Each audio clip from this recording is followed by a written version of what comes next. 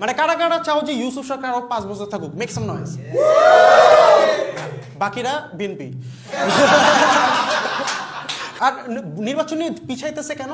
কারণ ওরা মানে এই কমিশন বলছে যে একটা মানুষ পরপর 2বার বেশি প্রধানমন্ত্রী হইতে পারবে না।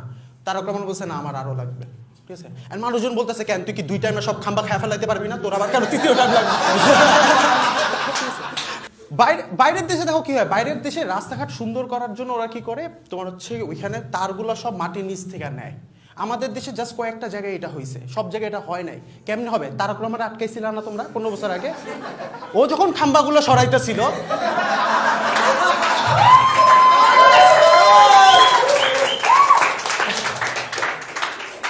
এখন তোমরা খাম্বা খাম্বা করতেছো, একবার খালি আসুক ক্ষমতা, খাম্বা সব বইরা দিবেন।